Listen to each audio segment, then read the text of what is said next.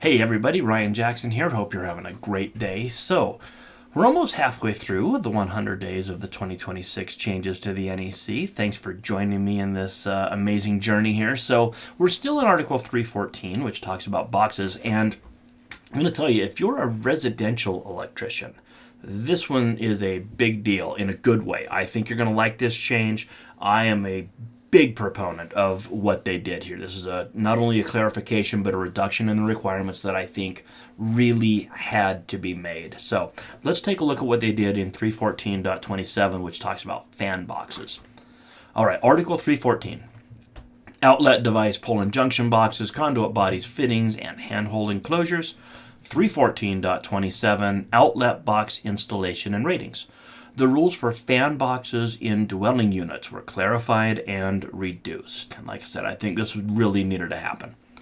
All right, 314.27b1. Boxes that support ceiling suspended paddle fans must be a listed product, and they must be marked by the manufacturer on the box's interior, and they must be marked with their maximum rating if it's more than 35 pounds, and they may never support fans that are heavier than 70 pounds.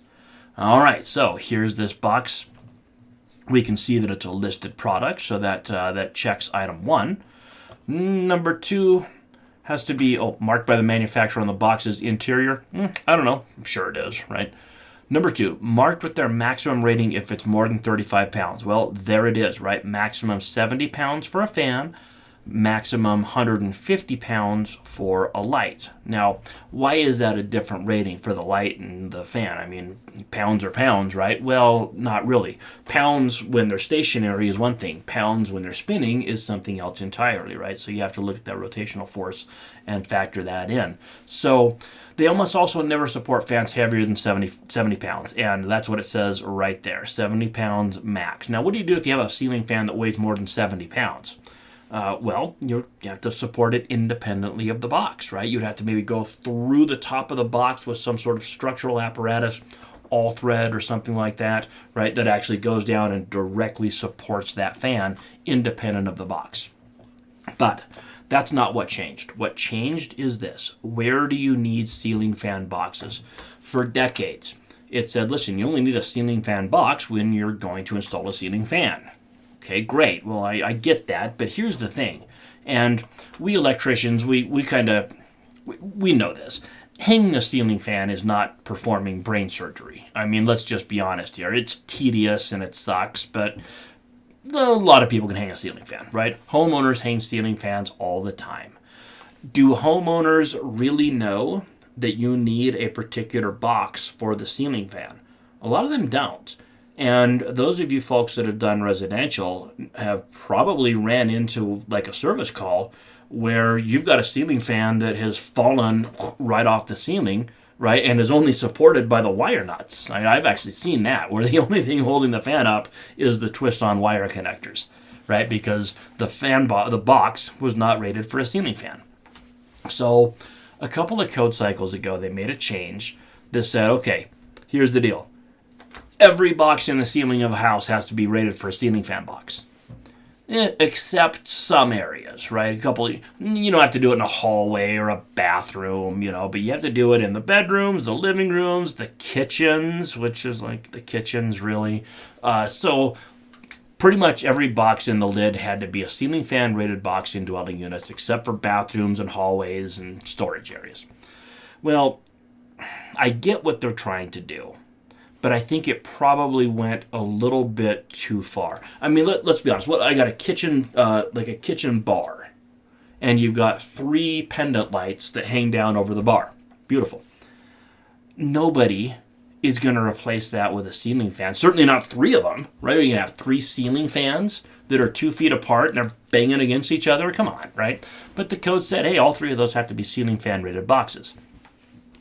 They finally, I think, were able to do what the code wanted, but also still keep some semblance of sanity in this rule. So I love what they did here. Let's take a peek. In living and sleeping areas, okay, stop right there. No longer applies to kitchens, right? Which I think is good. I don't think this ever should have applied to kitchens, but now it just says living and sleeping areas. So bedrooms, living rooms. In living, sleeping areas of dwellings, ceiling outlet boxes that are centrally mounted, and somehow I didn't underline that, and I should have. Centrally mounted is new. So let's just, again, push pause. I've got 6 outlet boxes in the bedroom ceiling, but they're for wafer lights. I'm not going to come back and put in 6 ceiling fans, folks. It's just not going to happen, right? If there's a box that's basically in the center, right, and it doesn't say the center, it says centrally mounted, right? I mean, give me a break. You know, it's close, it's in the middle.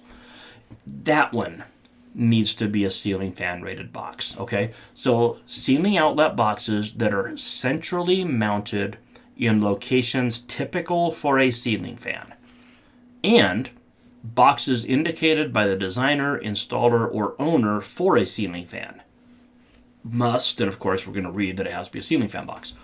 So here's the idea. If it's in a place where it just screams, install a ceiling fan, then it's got to be a ceiling fan box.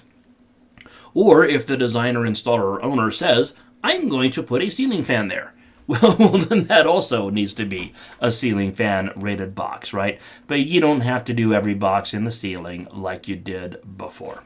So what are your options here? The boxes must what? Well, number one is be listed for the sole support of a ceiling fan, right? So you can use plastic boxes like this, or non-metallic boxes, I should say. This one says fan support 35 pounds. Cool, that is rated for a ceiling fan. It can be a big old metal box that's rated for 70, whatever, as long as it's rated for ceiling fans, or be installed in a way that allows a fan to be directly supported by the structure without removing the box. Okay, so here's my man here getting ready to make sure that his support can actually hold a 70-pound light. Now, instead of getting a 70-pound weight, he just figured, you know what, I'm just going to grab this thing and kick the ladder out. It's either going to support my 150-pound body or it ain't, and there you go, right? Doesn't always have to be done by science, you know. So there you go. I got to tell you, I think this is a really good change. I'm really happy with what Panel 8 did there. It's a good clarification, and it's a good reduction in the requirements. So anyway, I hope you'll keep on keeping on with the 100 Days series. We're going to get into the cable wiring methods in the next video, which is Article 320. I hope you'll join me then, and of course, I hope you're safe out there. Thanks, everybody.